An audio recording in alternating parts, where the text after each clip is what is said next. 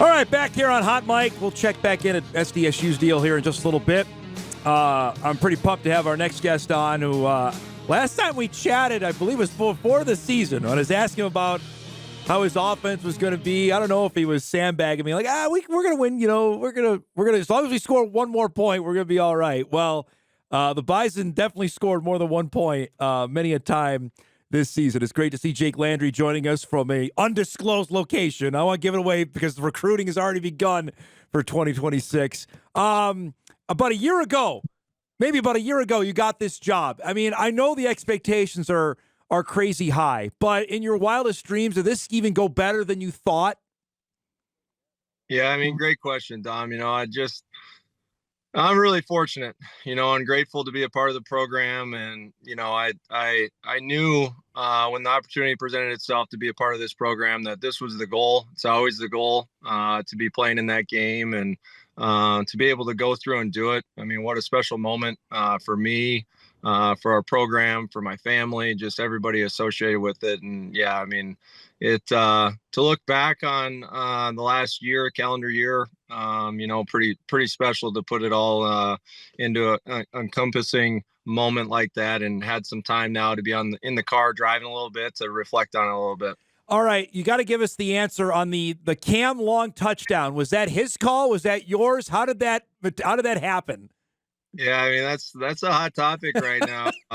Going into some of these schools where I'm at, and credit to Cam. I think Coach Hedberg and the rest of the guys on the headsets probably got pretty annoyed at me yelling, "Go, go!" I just want to see Cam finish in the end zone, but just getting into empty. I'm sure Montana State's kicking themselves a little bit on that one. I think they were probably misaligned a little bit, and it definitely benefited us to be in that type of formation, but it allows Cam to either pull the ball down and run it or throw it to somebody that's open. And obviously the run was a pretty good picture for him to take it and go. Jake, for his last 2 games, he had 8 combined touchdowns. He threw for almost 400 yards, or he ran for 200. I mean, when you talk about playing your best at the absolute biggest moments, I mean, you got to be just, when you're up there watching it, where you're just like, wow, this is even better than I thought. Yeah, I think you got to play when your best is needed, Yeah. and I've preached the offense all year. You don't need to be a superhero, in these games. And man, you spit those stats out and you look at it, and Cam played at an elite level down the stretch. And, I think you look back at the first South Dakota State game, and I think for me, I learned that, I got to trust our quarterback, that he's going to go and play at a high level, and I think that's what I took out of that game. And then when you get down the stretch, you just got to believe in your players and get the heck out of the way. I believe, I don't want to give the kitchen sink away, but on Saturday when I saw you, said, well, Montana State maybe have a hard time covering Bryce Lance. Everybody had a hard time covering Bryce Lance. Why did you feel, I know why, but was there a specific matchup that you said, boy, number 5 can have a lot of success for us in the title game? Yeah, I think it's just a matter of, when your players are playing hot, feed the hot hands, you know what I mean? And Bryce had just shown throughout the entire season of just being able to be competitive in one-on-one situations and putting them in those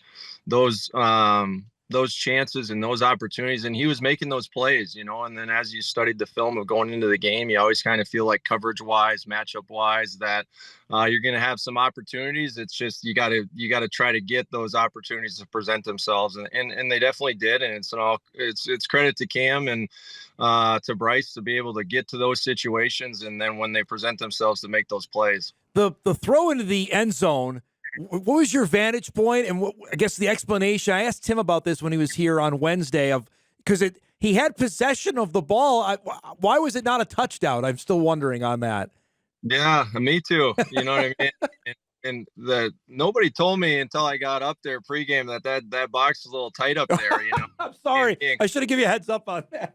Me and Coach Hedberg were rubbing shoulders a little bit, but down in that part of it, just being able to see it, I think it's one of those moments as a coach. It's like, okay, is he in? What down was it? What's coming up here? Where are we at? You just try to talk through those things as Coach P's dealing with the officials to be able to do it. But I mean, what an unbelievable catch, a couple catches that he had in that game. And then, you look back on the semifinal game as well.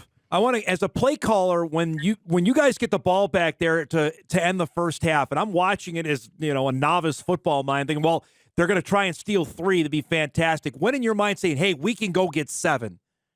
Yeah, that's great.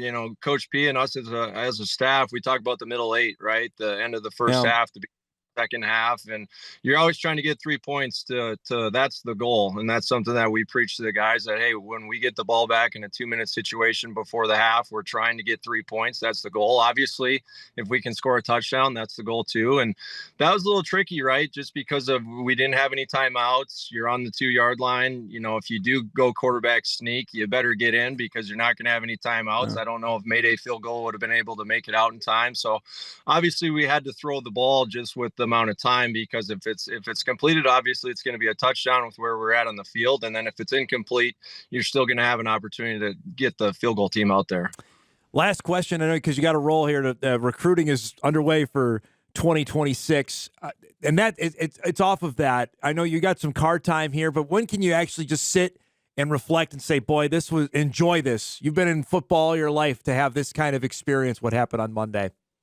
Yeah, I want to give Coach Ballstecker a lot of credit. He's been in those games before, and he looked over at me on the bus driving over to the stadium. He just said, hey, keep your head up and enjoy this today. And just going from our practice with all the former players and coaches to walking into the stadium with our fans there. And there's a moment after, the time runs out and we're up in the press box. It's just a moment I won't forget, of me hugging Devin Kleiman, Coach Hedberg right there, LJ, Jack, Jared, all the guys up in the booth, man. We're just bro hugging, jumping up and down. And then, you try to get down on the field to hug some of the players. My family was there, which was really cool. Thanks to our administration for allowing my wife and daughter to be there, and my parents.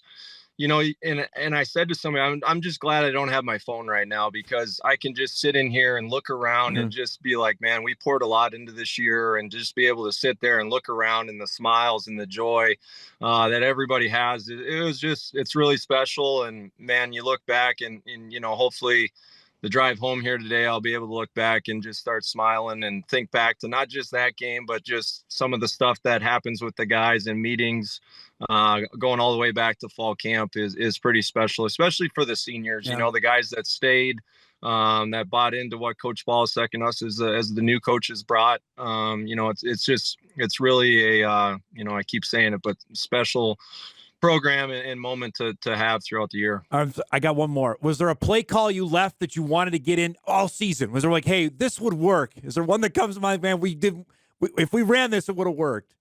Man, I'm sure if you ask some of the players, I get, on Friday nights, I'll say sometimes, like, we're not leaving without calling this. And, I think we stayed pretty true to that throughout the year.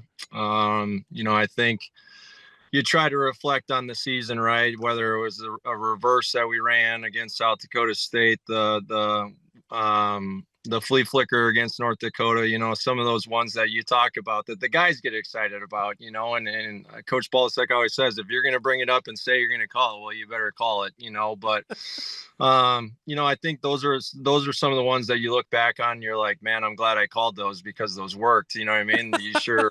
You're sure not going to bring up one that, makes you look like you got paint on your face type of moment. Man. It's great to see you, bud. I know you got to get going. Thanks for the time. Congratulations. And I know you got some busy times at home coming, but thanks for the time. We'll catch up soon, all right? All righty. Thanks, Dom. Jake Landry, NDSU offensive coordinator, joining us from the road this morning. We'll break. We'll see if we can catch more of the press conference that's going on, if it's still happening down in Brookings. Much more as we roll on here on a busy Friday morning edition of Hot Mike. We're back after this.